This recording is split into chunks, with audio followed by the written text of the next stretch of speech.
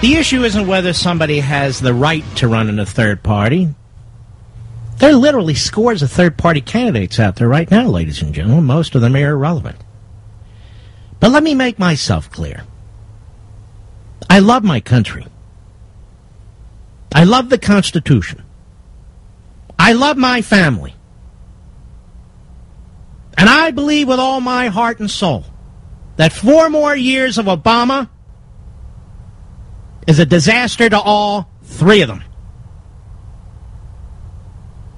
And if some egomaniac who knows he cannot win chooses to run as a third party, I will do everything in my power, as limited as it is, to fight them every damn step of the way. And if Ron Paul decides that he's going to go third party,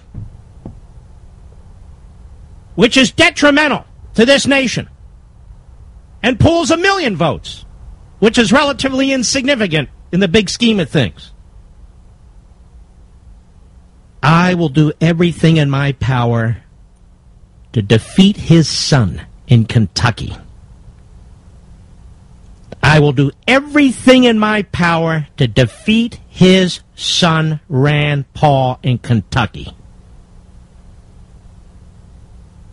You're in the big times now, Mr. Paul. You're not a little hack, a little congressman with a little office, licking your own stamps and asking your constituents if they're getting their Social Security checks. No.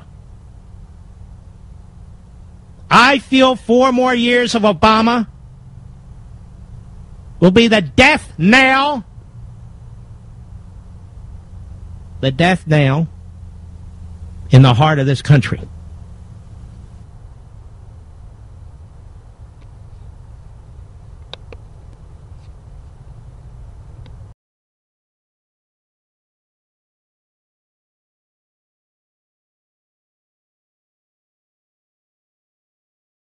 You know, this has gotten pretty serious now. I know you're friends with Mark Levin, and he was a big supporter of yours early on.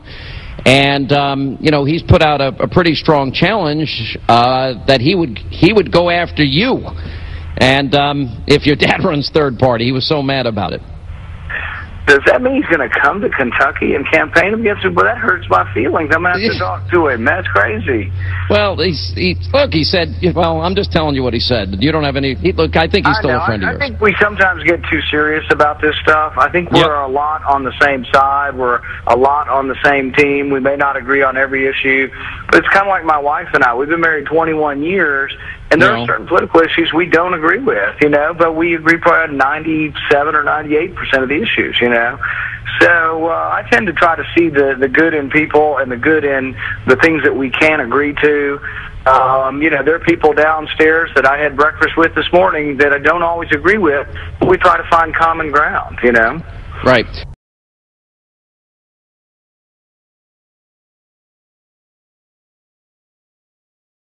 And welcome back to Hannity. And during the spirited Republican primary this election season, Kentucky Senator Rand Paul was out on the trail campaigning for his father, Texas Congressman Ron Paul. But tonight, he is here to make a major announcement about 2012 and the presidential race. And we welcome back to the program Kentucky Senator Rand Paul. Sir, how are you? Hey, good to see you, Sean. All right. First of all, before you say what I think you're going to say, did you check in with your congressman father? Presidential candidate, well, I guess officially finally dropped out of the race.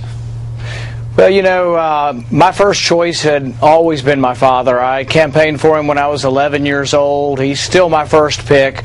But, you know, now that the nominating process is over, tonight I'm happy to announce that I'm going to be supporting Governor Romney. Yeah. How do you, look, if you didn't support your father, by the way, I mean, I would really question family loyalty there, and I think it was totally understandable. And I know, you know what, you love and you respect your dad, and I agree with your dad on many issues. I have no idea why he's still mad at me, and he would reject coming on this program, but that's a whole different story for another day.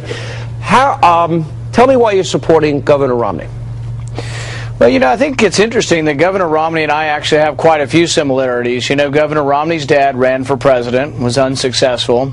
Governor Romney then went on to support the nominee the same way his dad did. Governor Romney comes from a big family. I don't know them that well, but I think it's a big, loving family. So do I. I come from a family with 5 kids. Governor Romney has 5 kids. He's had a long and happy marriage, so have my parents. I think we have a lot of the same family values and trust and feeling of the importance of the family unit. And so that, I think, draws a kinship between our families.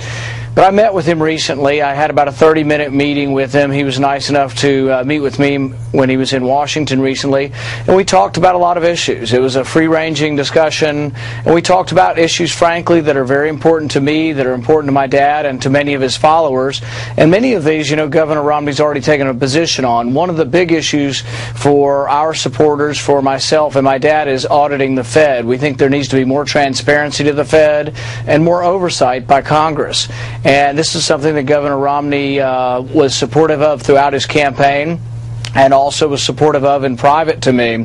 We talked about other issues that are important to my dad's followers. My dad has a legion of young followers who are on the internet, and they think they rule the internet, and maybe they do, maybe they don't, but they're very concerned about the freedom of the internet.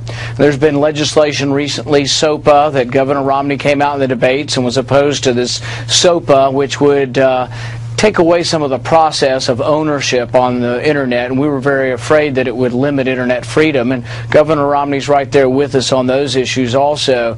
So I think there's a lot of kinship on those issues. Another big issue for me is the REINS Act. I'm the chief sponsor in the Senate on a bill that would say that any major regulation, and I think we've got so much over-regulation now, but any major rule or regulation that would cost the economy over $100 million should have to come back and be voted on in Congress. Yeah. And Governor Romney's right there with me on that issue. So I think we have a lot in common, a lot of things that we will be able to fight together on. But, Senator, 2 issues you didn't mention that I believe this is a choice election. And on Obamacare, there is one major difference.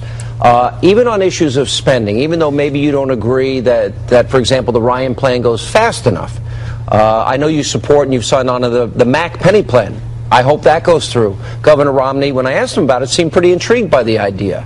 But when it comes to fiscal responsibility, Obamacare, there are vast differences here. Do you think this country could afford 4 more years of Obama?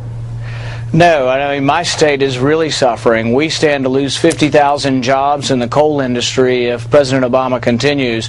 I think one thing that Governor Romney would make as a president is he would bring a more balanced approach to regulation.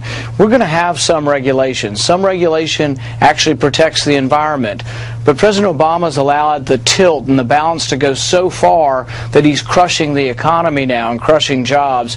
And I think Governor Romney would have a more balanced approach to regulation. Well, energy in general. We sorely need that. Excuse me? That energy in general, Senator. I mean, he's for all the above. He'll start drilling immediately, and he's been very clear about that. Those 50,000 jobs you mentioned in Kentucky, and we can go to West Virginia, and we can go to other places, and fracking and all these other things.